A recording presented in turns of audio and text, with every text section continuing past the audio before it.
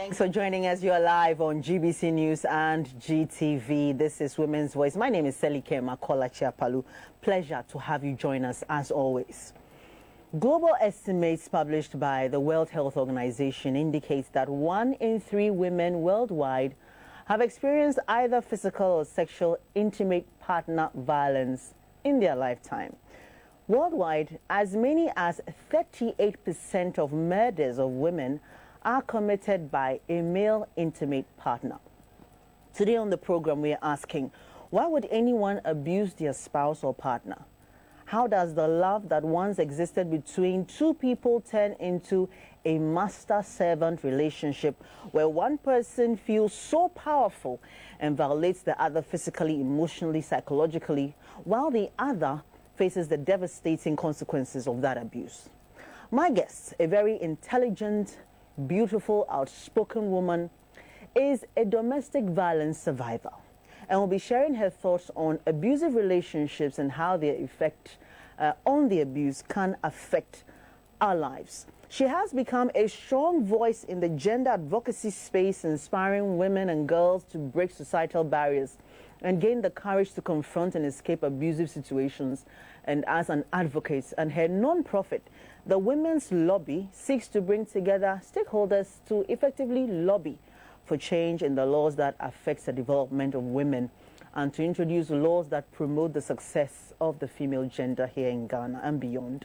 She is an entrepreneur and CEO and founder of City Realtors. She also owns and co-operates City Ad Solutions. My guest is Rashida Adams, a women's rights advocate. It's quite long. Very. Thanks to you and your exploits. As for the exploits, thank you so much. It's great to have you in our studios, and particularly to be talking about this particular subject, a subject I know is sensitive to you, but a subject also that you're very passionate about because of what you do as a women's advocate. I must let you know, our audience, that you can join in the conversation via text and WhatsApp. The number is 0245780116, and we are also live on Facebook at Ghana Broadcasting Corporation. Rashida, great to have you once again. Thank you for having me. I'll start with the obvious.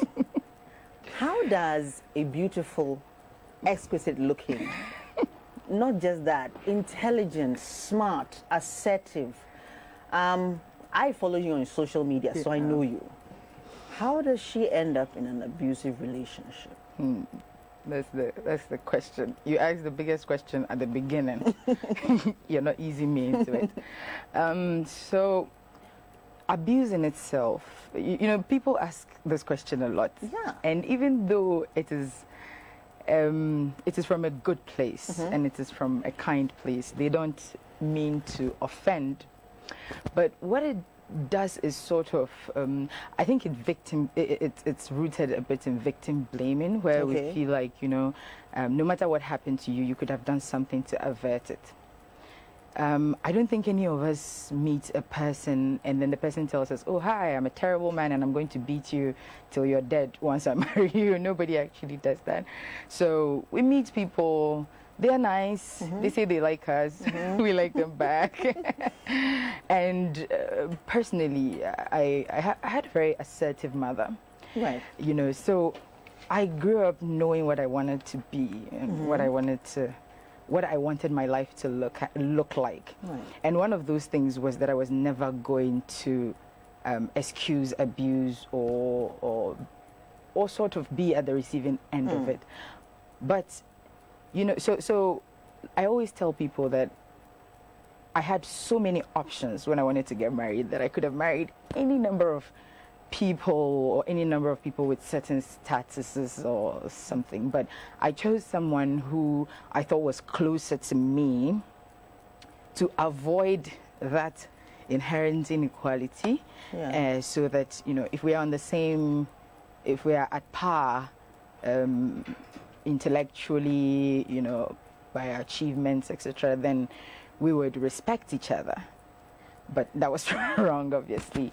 I cannot tell you why it happens. I cannot tell you how someone just ups and... Well, in my research as preparing for this program, I came across something interesting. That abuse doesn't come from, there are no real causes. exactly. It's all coming from the behavior of the abuser that is abnormal. So that is what we always want to focus on, right? Let's focus on the abuser and their bad behavior. Instead of what mostly society does by trying to, what did you do? What did you say? First thing I always tell people, people who meet me, I say, first of all, mano dia, but that is not to excuse certain things. I always say you don't bring a gun to a stick fight, okay? So we are sitting here, we are talking, then we have a difference in opinion.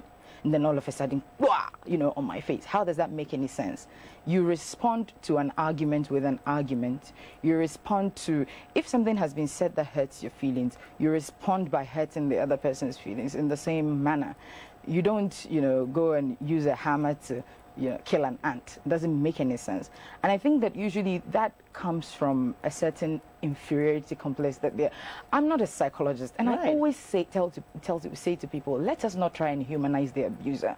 Let us not try to feel sorry for the abuser, because once we start, it's like a mass murderer goes to murder a bunch of people and they say, oh, he didn't have love when he was young, or his mother didn't give him enough.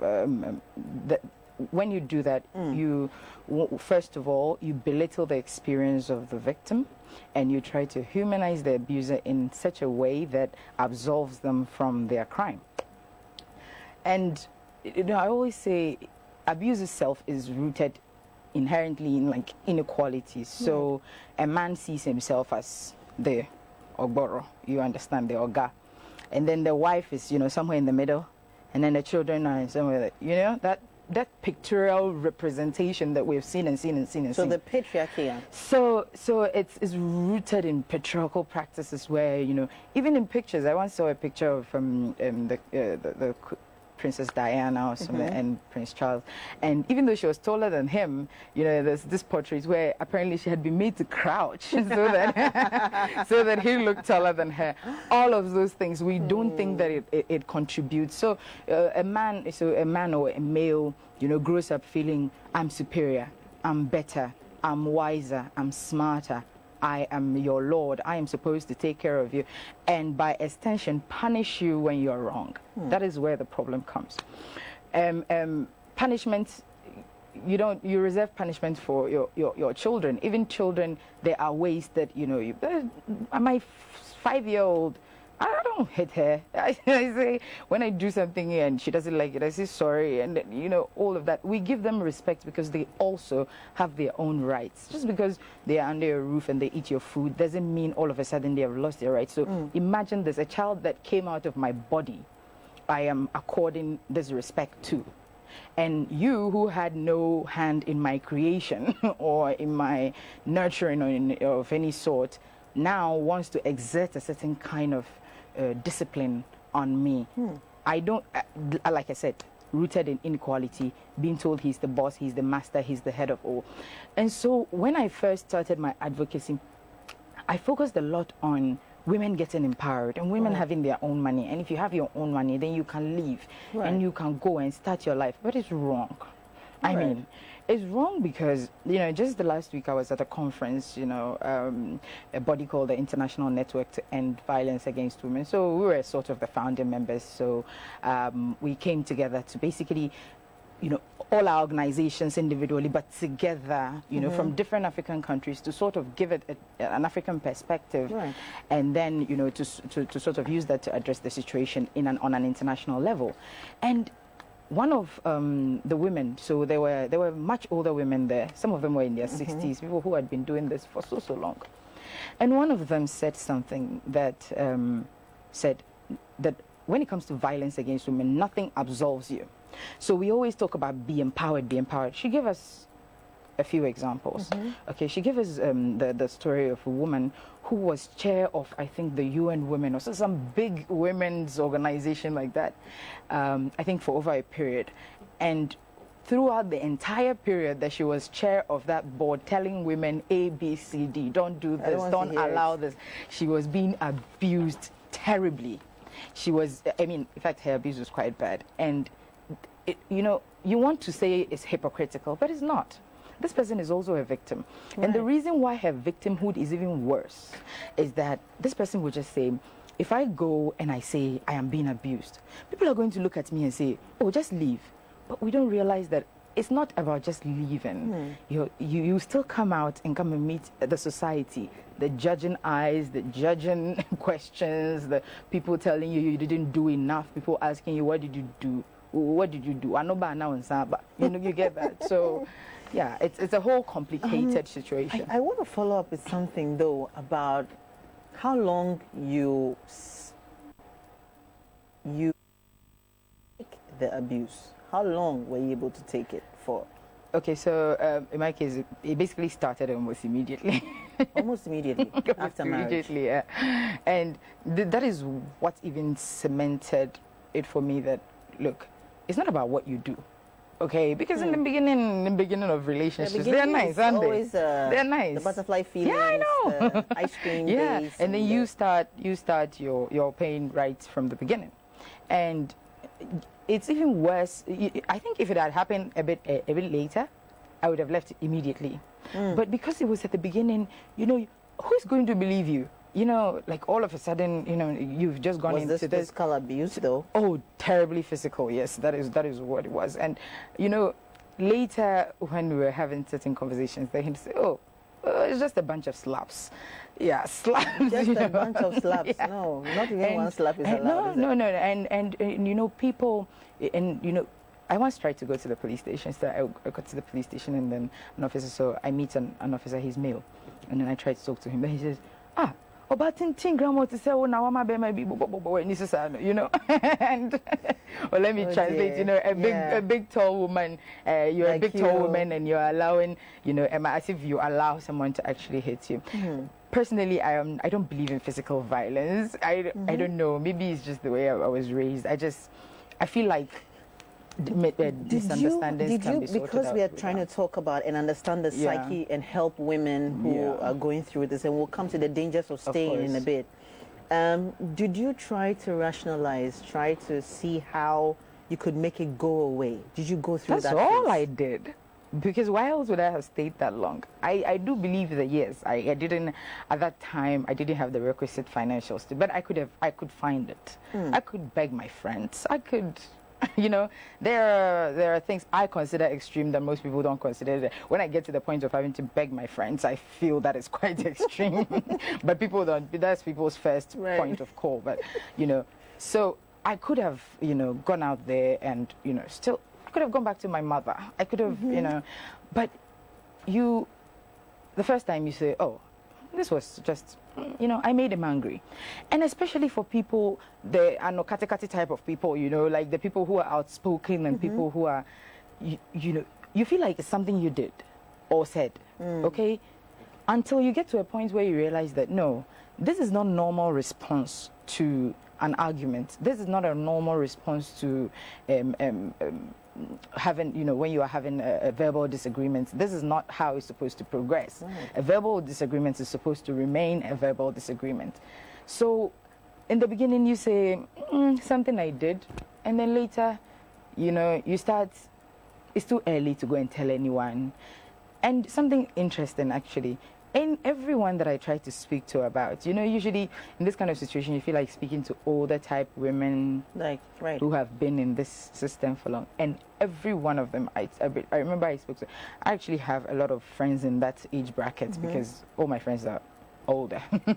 So I spoke to a few people and it seemed like, and they all say, oh, that's how it is. So just manage. That's how it is. So repeatedly you are being told that is how it is.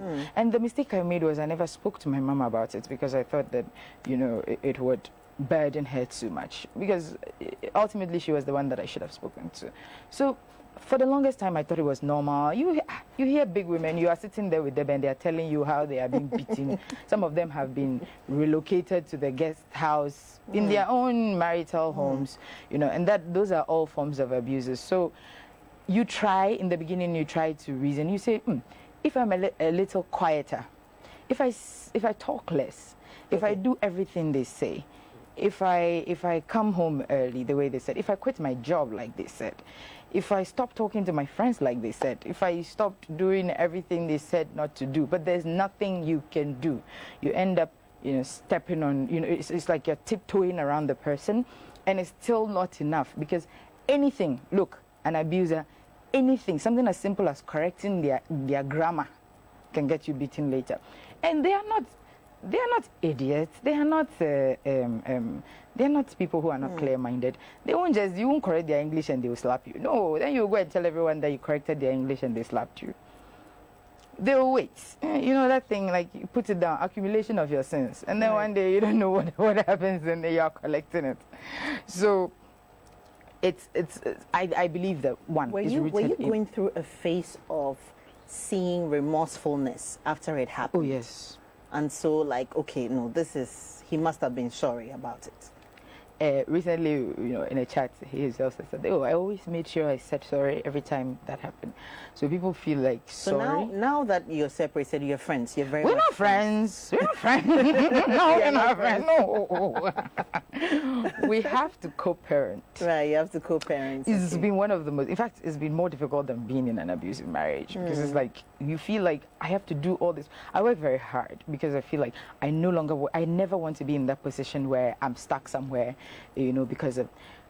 But then you realize that after all this work, hard work, and after where you have gotten to and everything, the person can still disrespect you. Nothing still stops them from meeting you on the street and pushing you, or saying something terrible to you. So it's actually worse than being in the abusive situation, because now you feel you are empowered, and the thing is still happening to you. So it's so much worse.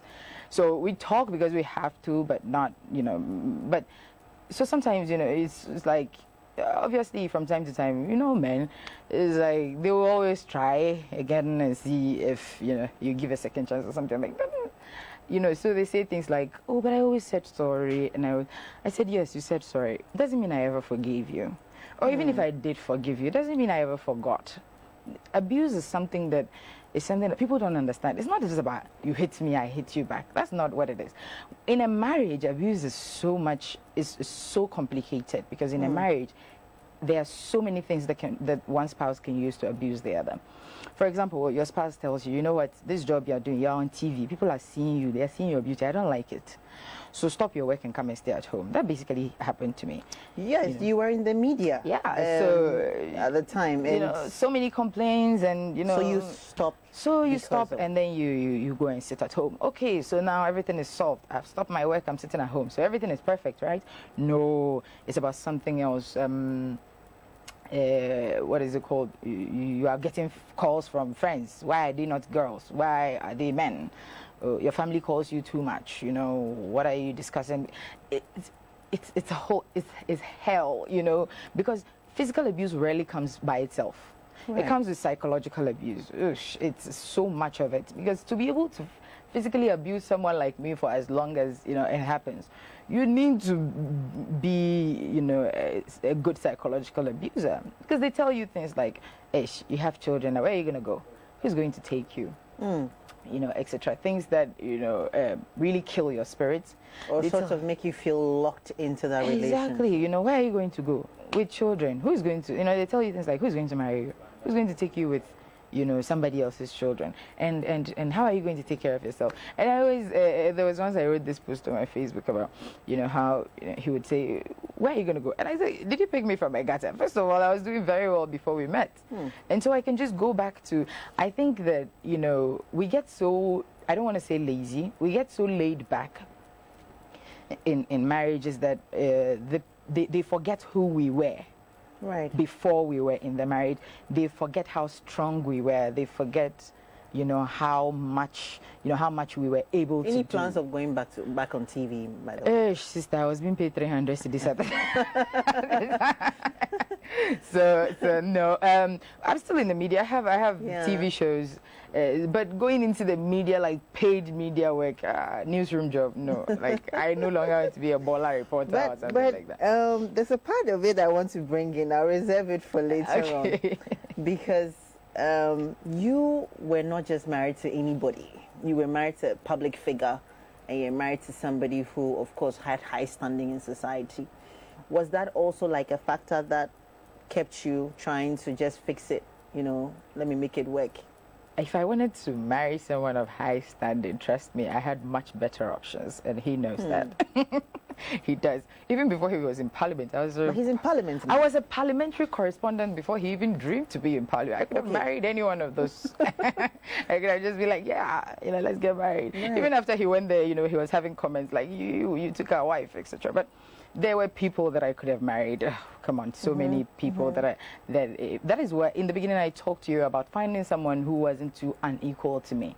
So I wasn't looking for someone who was so much out of my reach that I would be scrambling to. No, I thought it was someone who was at par with me. And if I wanted better, Selikem, in this Ghana here. I beg you, I don't want to get there. So let's look at the dangers in staying. I mean, what really lies at stake for you? I mean, if you decide to stay, what are you risking for women who are in abusive relationships and are wondering? So basically, you can die. I think I just have to make that clear that sometimes we say, oh, he just slapped me a few times. Remember something, a slap is something that can cause you to lose balance. I always say the people, you just mentioned that about 38% of women are killed by yada yada. Yeah. Most of them I don't think intended to kill you. I think they intended to just beat you really bad. And then, by accident, your head hits something. And then, so the people themselves, most of the times, they are very remorseful afterwards. You would think that it's not that bad because he doesn't hate me enough to try to kill me. Not keeping in mind that they may not be trying to kill you per se, but it happens anyway. We watch movies where someone just, one slap in your head, against and there are people who are sadists. There are men who just take pleasure in hitting you in places where you can't escape, like a bathroom. If I went into detail, I don't want to connect it to myself, right. But there are people who basically do things like beat you in places where there are hard objects, places where you can't easily, because they want to inflict the most amount of damage. So when I see women who have black eyes, they'll come to you. They'll come to my inbox. Rashida, give me your WhatsApp number. Let me send you pictures. They send you pictures. Black eyes, like evidence of that they've been physically abused. Bad abuse. Some are pregnant.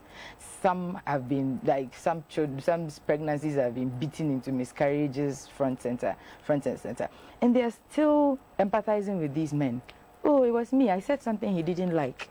That's why he did this to me. Do you think that as a society we haven't helped such women by the way we just encourage women to do everything that matters to stay in a marriage, even if she's dying? Society is the biggest problem for us in this fight to end abuse against women, because society is the one that makes it hard for women. And by society, I mean all of us. Right. Okay, you see a woman who's abused and who's divorced, and then, hey, she probably has a bad character. That's why she hasn't been able to stay. Oh, now look at, society just sort of puts people in certain boxes. So if you are divorced or you're a single mother, the consensus is you are to be pitied and you are sad, your life is sad, etc., etc. So these women, it's not about getting out. Getting out is easy. I have women telling me, oh, why? I can go to a friend of mine and purge, especially the ones without children. Oh, I can go to a friend of mine's house and purge for a while. I can even, some have very welcoming parents. I can go back to my parents. I can do ABCD. But what they fear is the societal condemnation. And until you are wearing, not able to sustain a marriage, until you are wearing a metal shin guard, like a full body armor of I don't care, it's going to be quite difficult to survive this. And I always tell people, people say stupid things. I just laugh. Oh, you couldn't keep a home. The home I'm staying in, is it not a home? Don't I sleep there? Yeah, I'm keeping a home. I'm in a home with my children. So people say those things, I think, to make women, stay. Recently, I went to ARC Foundation. Right. So they provide shelter for abused women. Yeah. And I think it closed down for a while, and then funds were raised to open it. And then someone said something. One of the ladies who went out to go and seek funding, she said something. She said when she went to a lot of people, they asked her, does this thing still exist? Like men beating their wives, does it still happen? She said people actually asked her that because most people thought it was archaic and outdated and village and like I don't know, like I don't want to say village, but really backward behavior for you to hit your significant other. Even for children, how many people do you see? Even in our schools, caning has been banned. So if why do the society feel like it's only women who can be put in a certain place and women have to respect or face the rod? I think even in the Bible when they said spare the rod, they said child at the end of it, right? They didn't say woman. So you can't just go and pick someone's daughter and come and be abusing her. And I think it will get to a point where women will be so intolerant towards this kind of behavior that marriages are going to be breaking in 20 days, 30 days. And, you have to adjust your behavior or you will not find a wife. Are there any signs to look out for before? Maybe I shouldn't be asking because you are looking at me. Yeah, that fits into victim blaming. Is there anything that can tell you? Is there any indication whatsoever?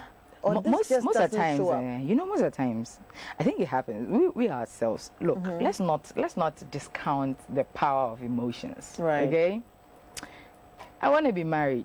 I've done big wedding with my entire life savings. My mother and father have used all their money. And then I enter the marriage 1 week later, they beat me, then I carry my bag going. But like, who am I going to go and tell? Do you understand that? Right. So many things happens into it.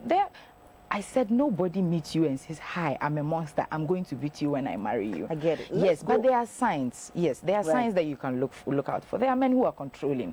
If a man tells you to leave your job, first of all, don't leave that job, and second of all, just throw him in a bin somewhere because he doesn't have power over his own finances, over his own life. At any point in time, you can have an accident. You can be poor. You can lose your job. So then it means that no matter what my quality of life was before you, the minute that you screw your life up, because I have followed you into this pit, once you screw your life up, we are all screwed together. Whereas I could have my job, you have your job. If something happens to your job, then we have my job to fall onto.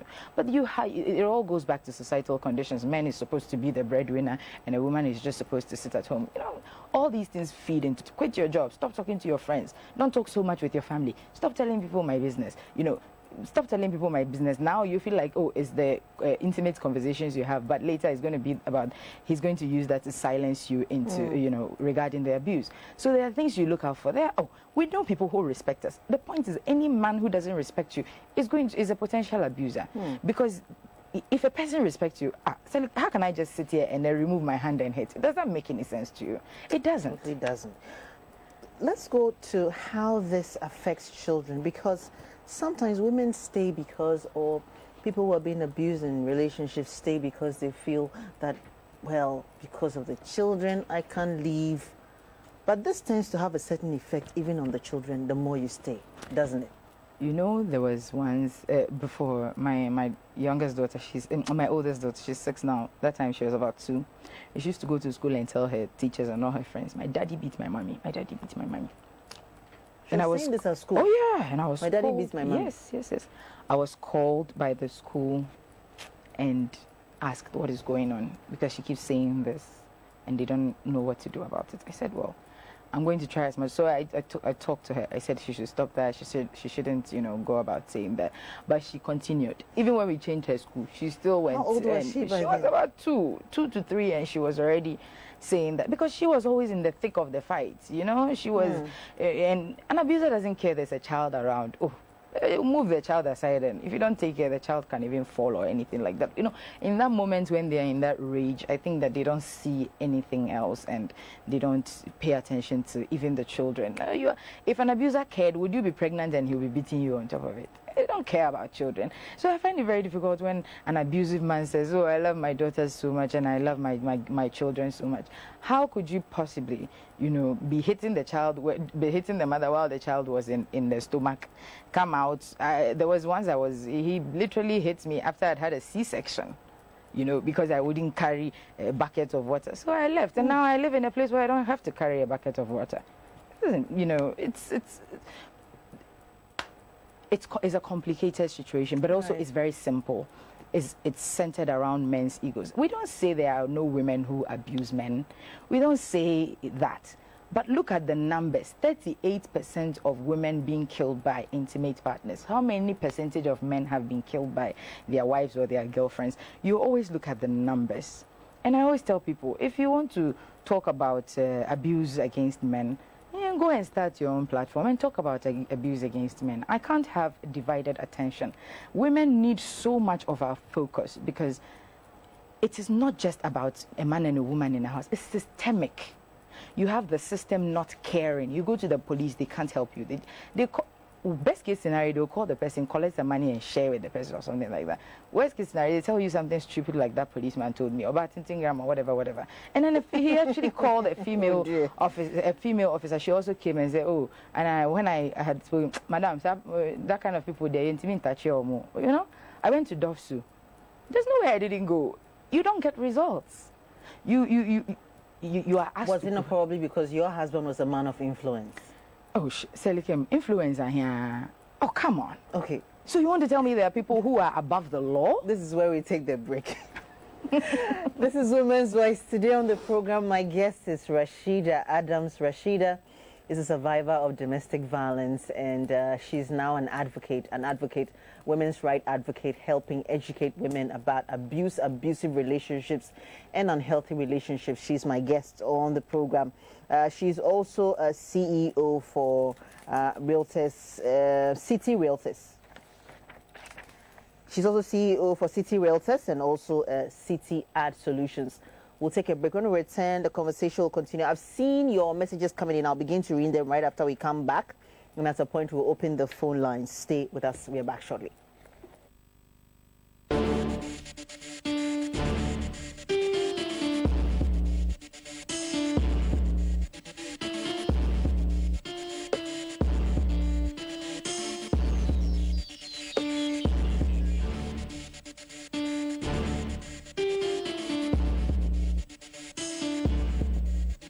This is Women's Voice, articulating issues affecting women and telling the unique stories of women in our society.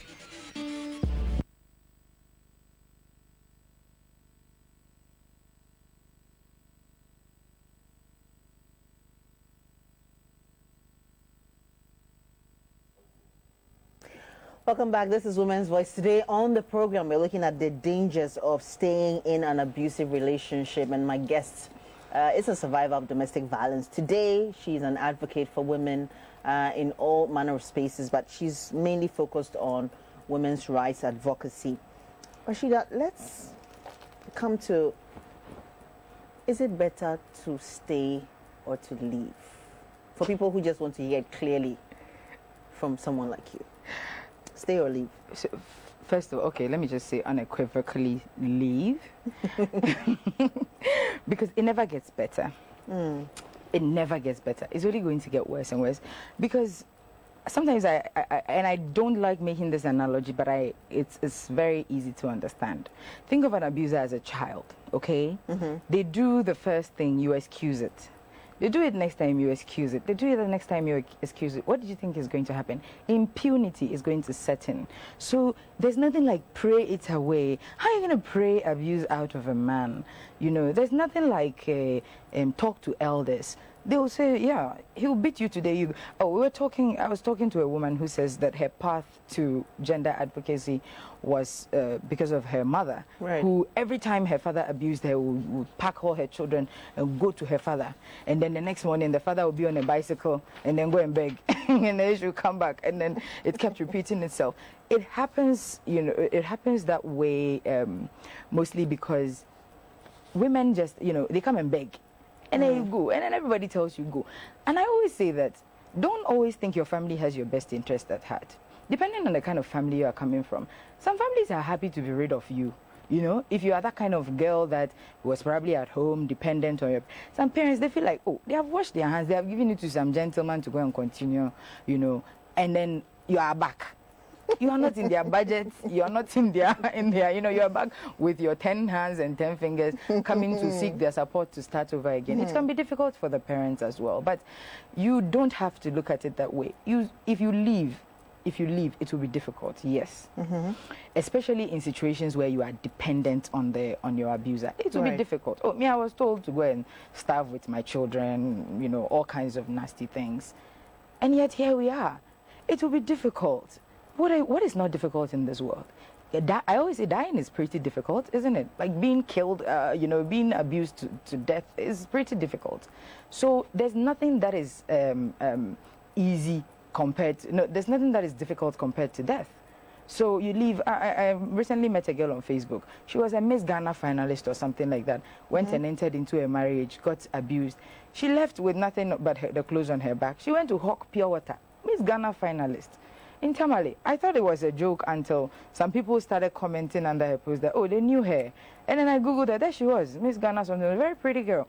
And she had gone, now she hawked pure water up to a point, and now she's doing quite fine. We are afraid of starting over. You have people telling you, oh, now if I leave, who will take care of me? And I'm like, I was hoping yourself, you know, you would take care of yourself. You know, so people come to you, they want to leave one situation where they are dependent on someone and come and be dependent on you, whoever is telling them to leave. That's why most people don't tell people to leave. What else are they going to tell you? Right. You know, take it easy, pray to God. Because if they tell you to leave, they can't take you to their house. They can't pay your children's school fees. They can't give you food to eat. And it's a very difficult road after divorce because you have children. You know, before you were single, you were managing. Now you have children. Most mothers wouldn't live without their children. I certainly wouldn't. And it was difficult. In the beginning, there's money to buy nan too, or whatever. What is that cocoa food? A baby my baby was 3 months old when I left. Because I thought that, you know, I kept thinking it would change until I just had a baby about, you know, 1 month later, and then I was getting beaten. I was like, Jay, nothing is going to absolve me from this. Not even having my stomach cut. He was literally there seeing me cut open and a child being brought out. And I was back to the same point. So there's a point where, you know, and my mother was around that time. My mother I literally ran naked to my mother's room, asking her to save me. You know, so it gets to a point where they do it with so much impunity, they don't even care who is around. And when it gets to that point, that's when you should be afraid. Because in fact, you should be afraid from the very beginning. But, you know, just let it not get. I always tell people, the fact that I let it get to a certain point doesn't mean you should let it get to a certain point. Beginning, just leave. It will not stop. And by the time you leave, no, you see, you'll be angrier. The longer you stay, the longer you'll be angry when you leave. Because you'll be remembering all the, you know, but if it happens once or twice and you run away, you know, the trauma isn't that bad. Let's begin to read some of the messages coming in, and then we'll open the phone lines appropriately. This one says, hello, good afternoon. Hi, thank you so much for discussing this issue. I'm going through hell in my home, but I don't know what to do. Please kindly help me to come out of it. Thanks. My name is Nana.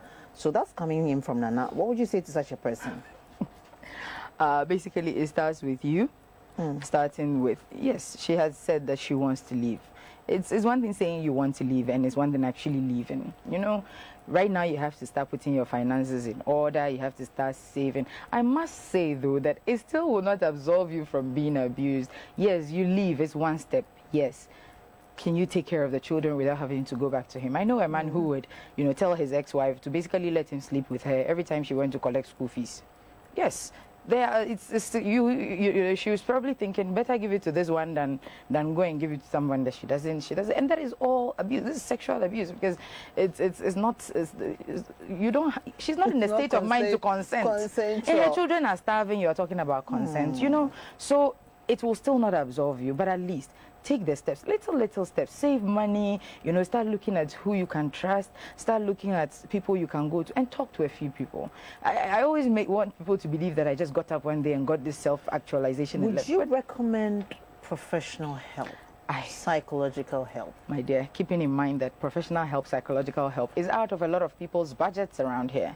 Yeah, I once called a psychologist and she said 300 cedis an hour. I was like, man, like how, just to come and talk 300 cedis an hour? Obviously their work is important and they have to charge accordingly, but you also have to realize in that situation, sister, you're trying to pick the last coins that you have to put together and see how you can sort accommodation, food, school fees, yada yada. and you are thinking about a psychologist, yes, it's important. But usually, once you get to before you get to that point where you can afford it, you most likely, don't need it. If there were services that were obviously pro bono and affordable, like social protection, like social protection, I mean, why not?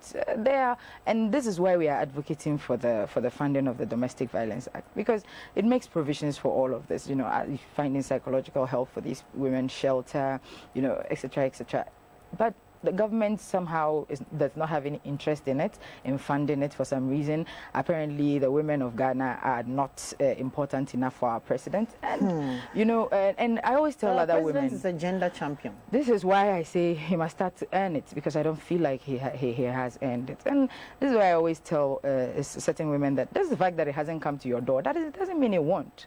There are women who never started getting abused till they were 45, 50. So it hasn't happened to you. It is there waiting for you. It's like a kid, whipping in succession. It's not your turn, but somehow the patriarchy will get you. Somehow you will experience violence in one way or the other. Even if some taxi driver sits in his taxi and calls you a shawupu, it's still, it's still abuse.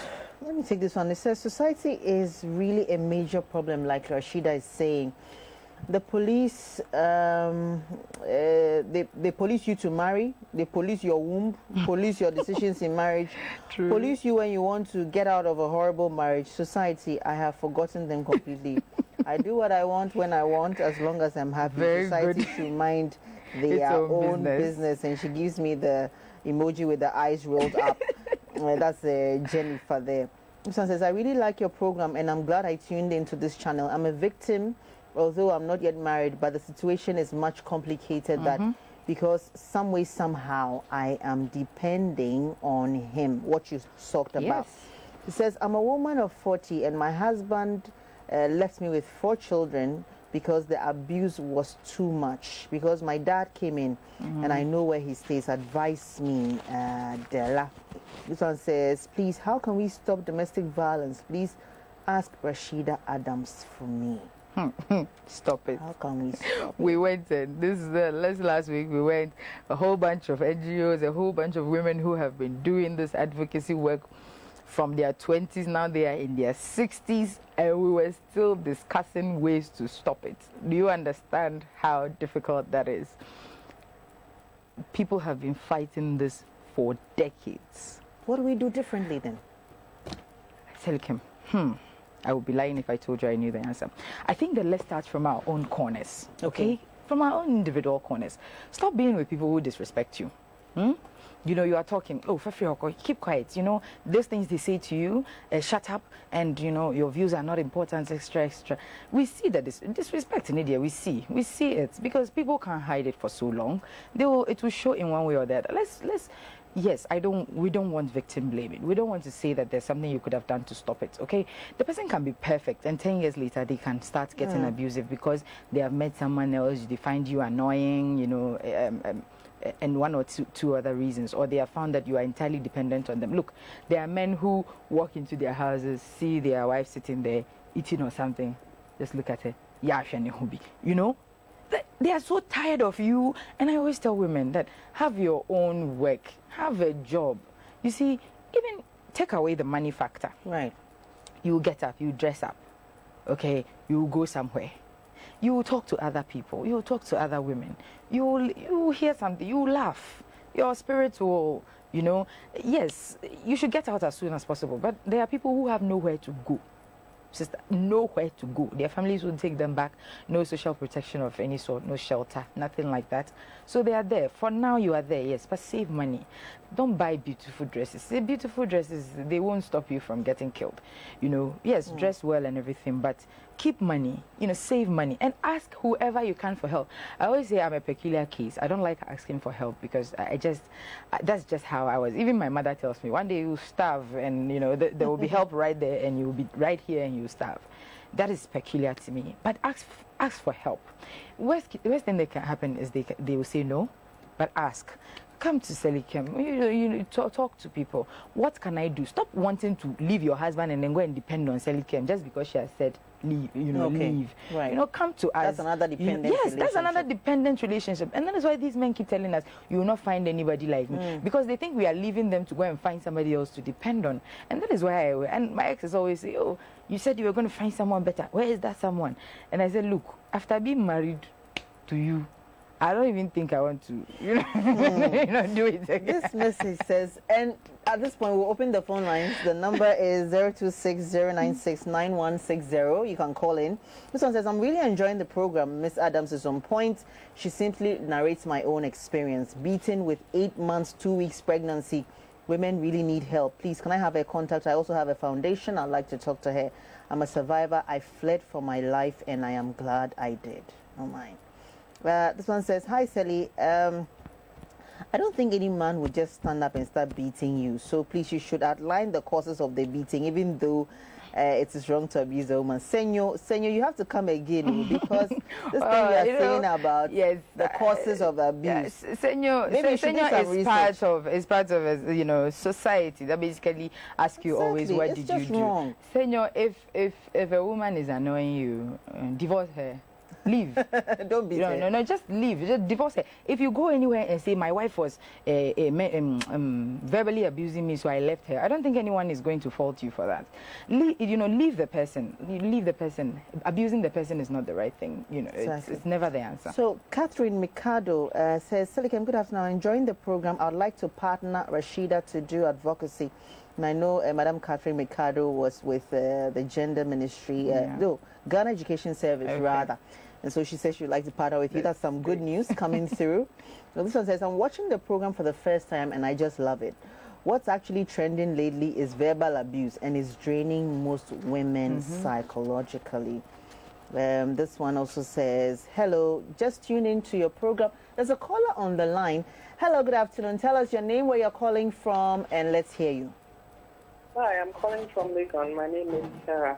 Right. I just want to comment on what Senor said earlier on. Right. I don't think there's any reason for a man to lay his hands on a woman. There's no reason to warrant that. No matter what she does. You can always talk it out or tell the parents, let them go, but there's no excuse. So, I mean, that's all I want to say.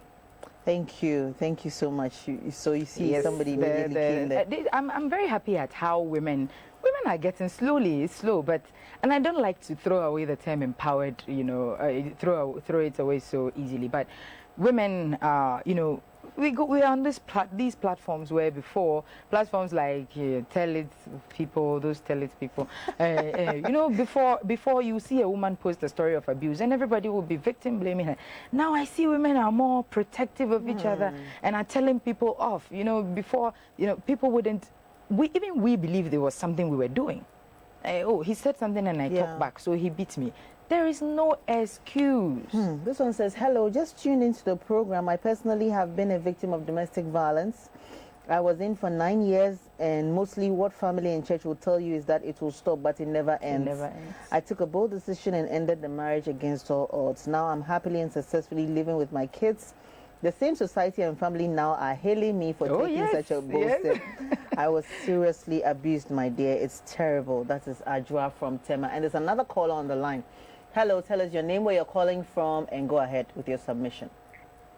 Yeah, my name is Michael. I'm calling from Cape Coast. Right. I'm calling from Cape Coast. Let's hear you. Michael? Yeah, my name is Michael. I'm calling from Cape Coast. Yes, go ahead, please. Yeah, I've been watching the program, and I'm so glad that the woman have come out the way she did. In fact, I'm a man. I'm married.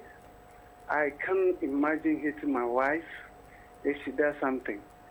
It only shows that you don't respect your wife if you do that. People who abuse their wives just because there's misunderstanding or something.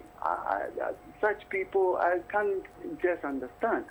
If, like she said, if there's an argument that you think doesn't go into your favor, you should also argue out your side of the point.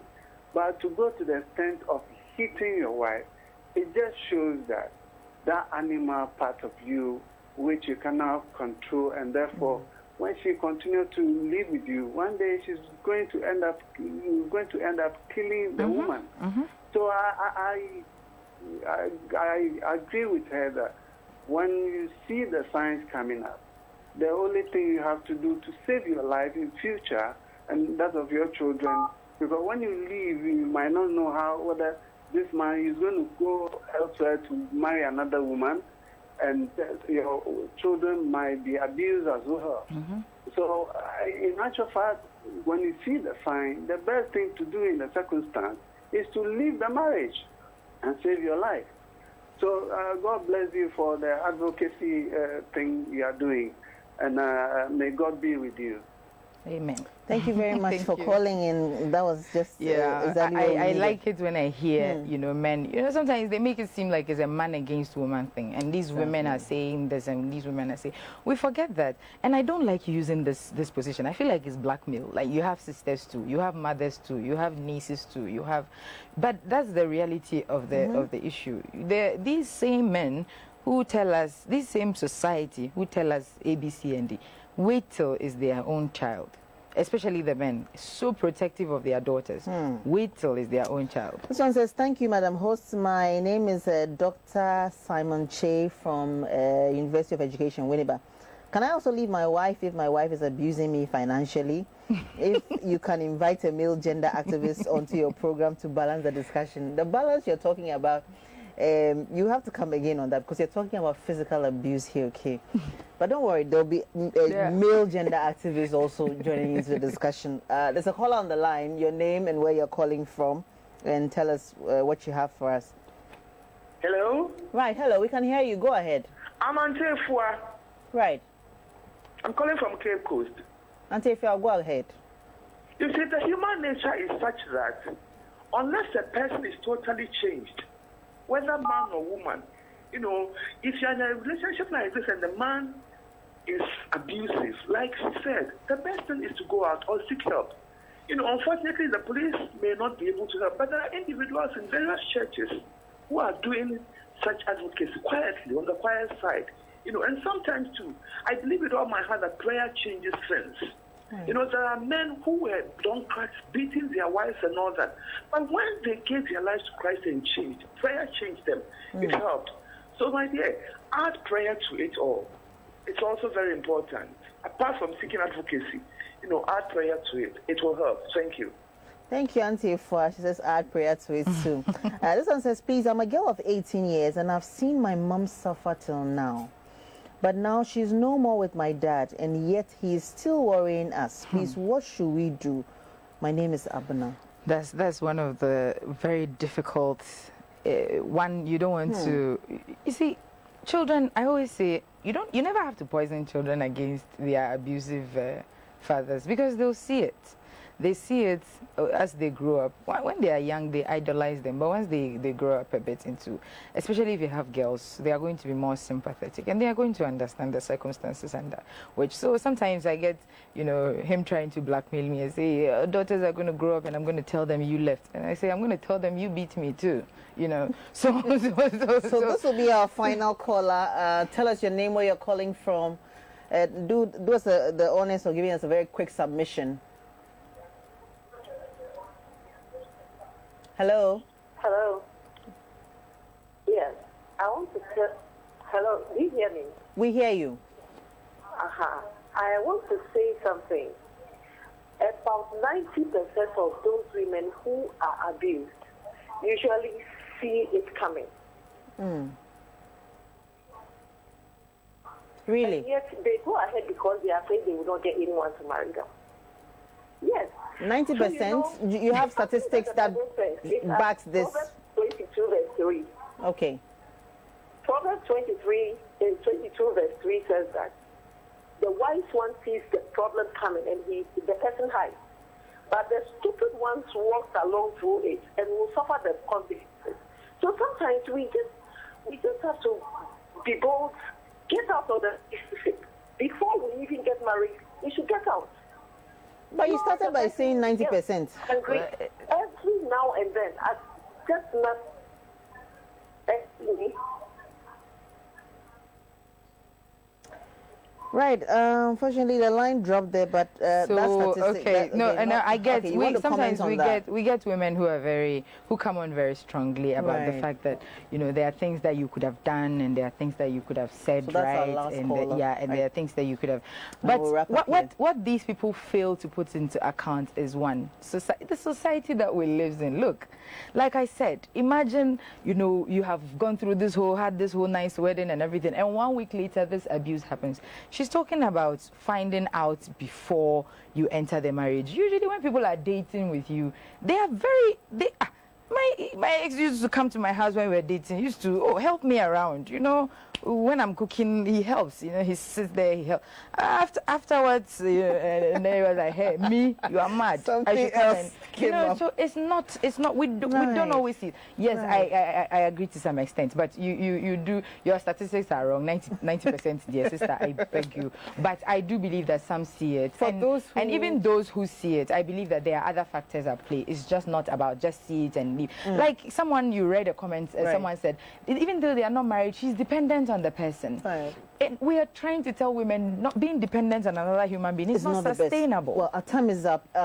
For those who want to partner you, your Sure, I'll foundation, leave your what- my Okay. contact and then Okay, you can and share I'll share it with them. Of Okay. course. And final word to women in abusive relationships. Any Leave. woman, listen. Leave. Run. Just run as far as your legs can take. Just run. Just run. Even if it's the first day of the wedding, run. The day before the wedding. I watched some video some time ago. Some groom slapped the bride. She was trying to do this romantic thing where she put something and she was hesitating to. He slapped the hell out of her. And the wedding just ended there. Her brothers took her away. So even if it's the wedding day post, run. Run. We want to be like, oh, we didn't see it, and yes, some of us didn't. So some of us did. Some of us saw it, and we went ahead and did it. But it's not black and white. It's not ABCD. Right. There are factors at play, and there are factors. It's a whole societal thing. It's a whole cultural thing. It's not something that is going to finish today and tomorrow, obviously. Thank you, Rashida. Thank you for we'll have having you me. back anytime to educate women, to Sure. Thank empower you. women and spread Thank the you. message. And thank you for being courageous enough to share your story, because I'm guessing that somebody's life has been touched by listening to you alone. Thank you so much, Rashida. Rashida Adams is a women's rights advocate, of course, a survivor of domestic violence herself, founder of Women's Lobby, also CEO and founder of City Realtors, and she owns and cooperates City Ad Solutions as well. Joining us on the show. Our quote as we leave, it's an anonymous one, and it says, "A healthy relationship will never require you to sacrifice your friends, your dream, or your dignity," unquote. My name is Selikem Akolachi-Palu. Thank you so much for joining us. Thank you for your messages as well. And thanks to the GBC News team for putting this production together. We'll be back to do it again same time tomorrow.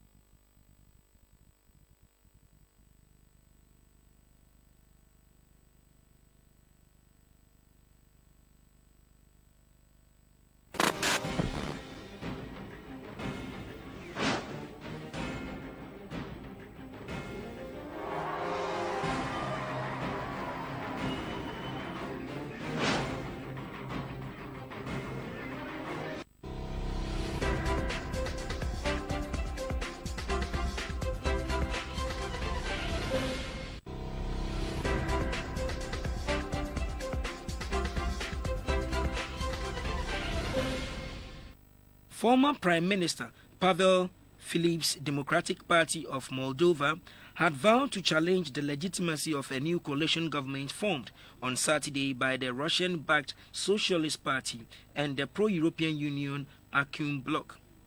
The event wasn't a standoff between rival political parties over the formation of a new government after months of deadlock. A former education minister and World Bank advisor, Maya Sandu, was appointed prime minister after Sandu's pro-EU bloc formed the coalition with the Socialist Party. But a court struck down the appointment and that of a Socialist Party-nominated parliament speaker.